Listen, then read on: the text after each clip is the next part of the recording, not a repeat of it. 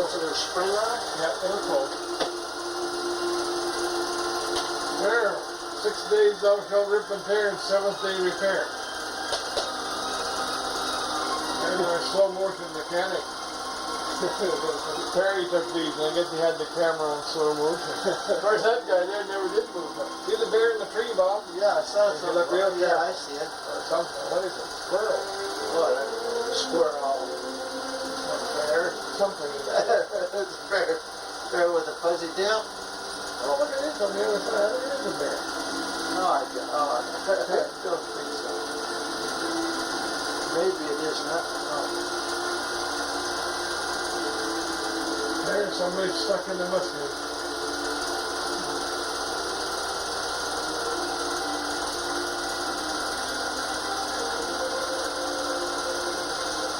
Those are good in that picture. Yeah. Very good. And they're back in the dust. That's the Vickers coming out. As I said, they travel up to 10 miles an hour. The one in front. Yeah. Oh, wait a minute. No, isn't that the... No, that's the man. The Vickers is behind. They didn't pass on the road. The Vickers took longer to load. But they could stay right in turn because they'd catch up on the long haul. Well, gee, would you have to wear a mask, dust mask of some kind? Some of the guys did. Oh, Yeah.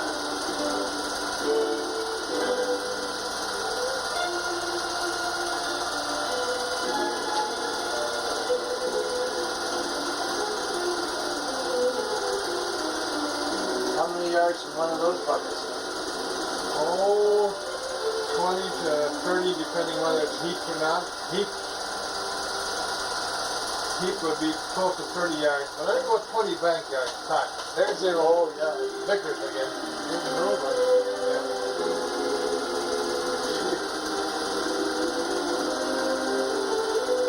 Oh, that's Birch Creek area. That's But the swamp was over a mile long. We had to haul dirt over a mile. Pretty though. It is pretty. No bottom. Just stick a pole down 20 feet anything.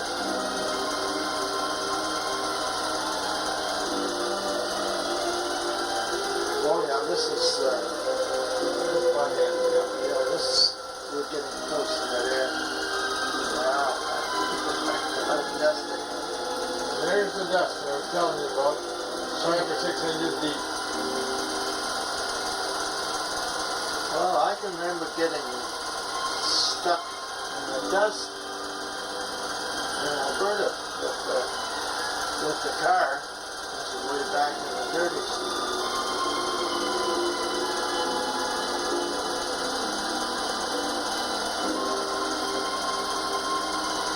And that's ditch plastic with dynamite, propagation.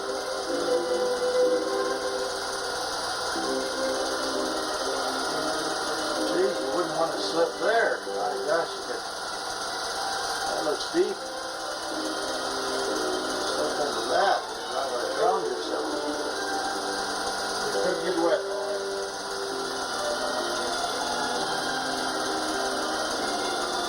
What? No shovels? And that's back to the clearing job again, Fine Point clearing. That was the power line between Fine Point and the Redaway. One pass with 2 9s and we're just about done, 80 feet wide.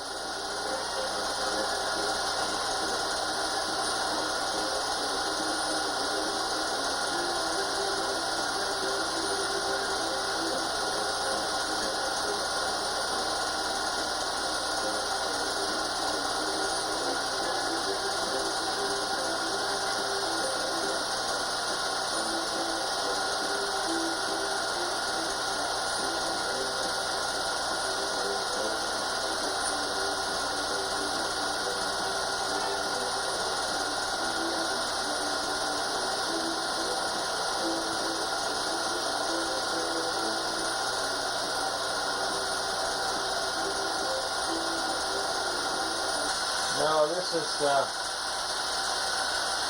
building an ice bridge across just above Kakisa Lake.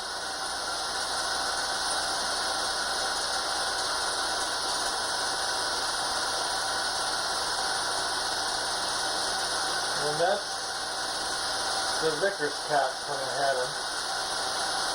We used to build a push on snow about 3 or 4 feet deep above the ice, cushion the ice when it was doubtful. And get a little dirt mixed up with it, and you could cross with any kind of trucks next morning when it's freezing up. Trucks and dirt and everything. That's the Vickers coming out. These pictures were all taken west of Kakisa Lake towards Rabbit Lake country. We went about 200 miles out there for seismic outfit. Making seismic roads and moving in, making the roads to move in all the drill rigs. That shows the undercarriage of the Vickers real well. Full height idlers like a tank, like an army tank. And we pulled drags behind to smooth it off, and that would freeze in overnight just like a highway. These pictures were quite dark. They didn't turn out in some of the other tapes that we made. I guess I'll try it one more time. Very frosty there.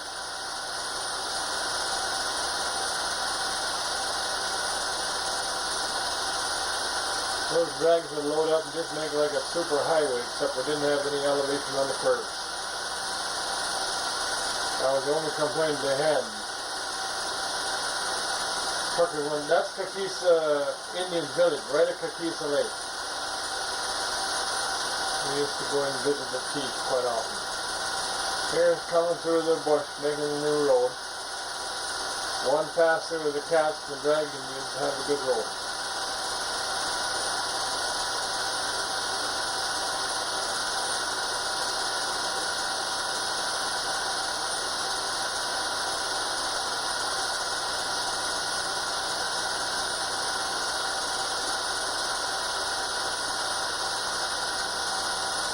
Two nines, and then the Vickers pulling the drag, and then the trucks come behind.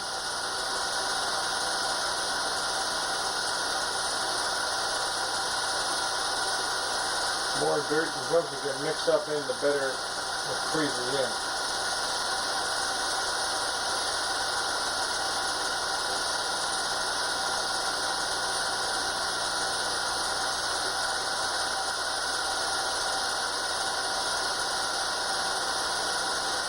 You notice all the frost in the trees. You get a lot of hoarfrost there at times, and you really get wet on the cap sometimes.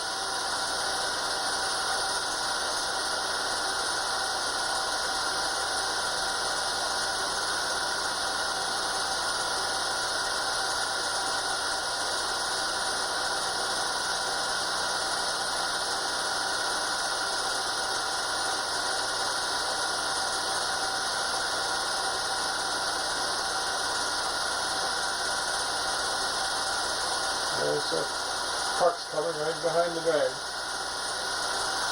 It was better if you wait till overnight and let it freeze in a little bit.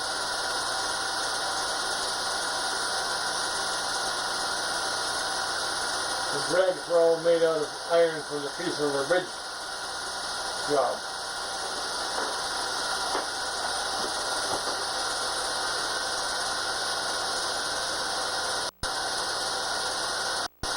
There's Red McBrien coming with all the fuel tanks. His new grader.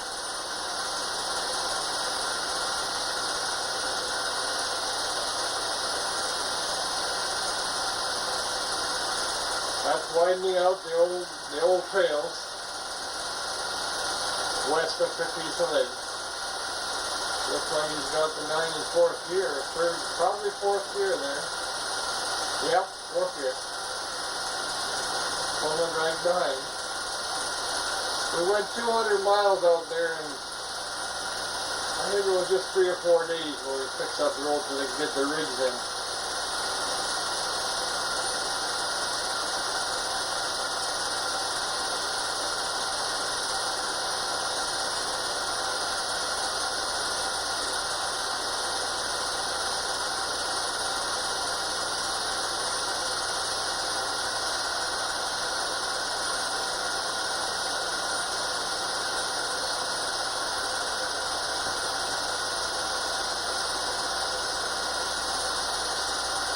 back clearing in the summertime again.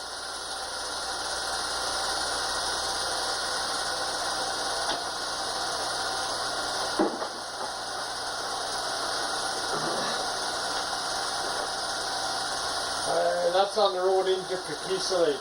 That's right at the top where Kakisa River drains out of Kakisa Lake.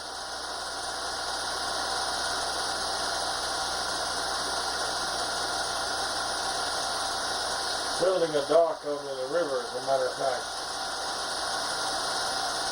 There's old Alec the cook. He's going to go fishing. A bunch of 5-gallon pails under that raft. Figured he's going to go out and catch a mess of pickerel for dinner.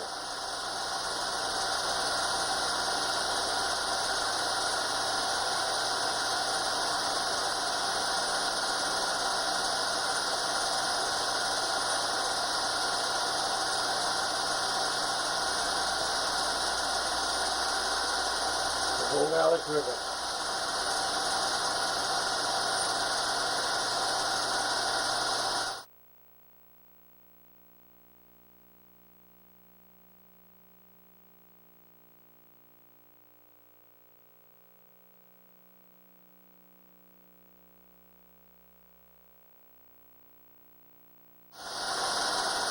That's loading gravel at the mile 50 pit with the old Emco loader, overhead loader, and it really produced that thing.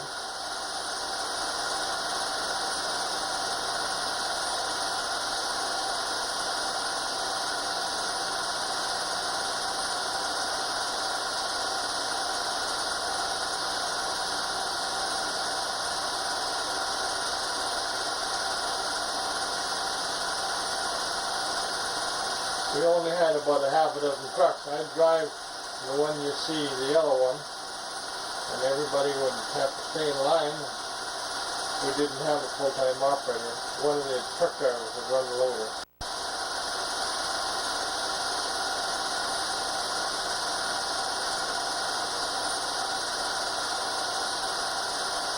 It would only take about 5 minutes to load 6 trucks.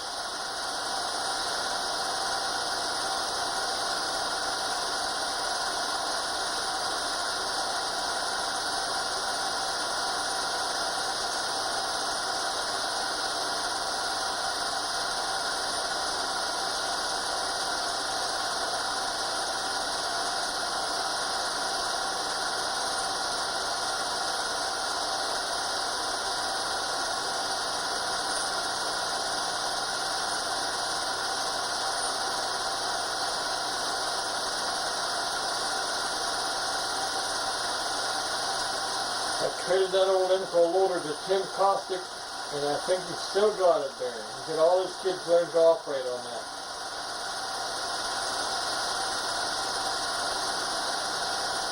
I think that's Chester Landell taking off now.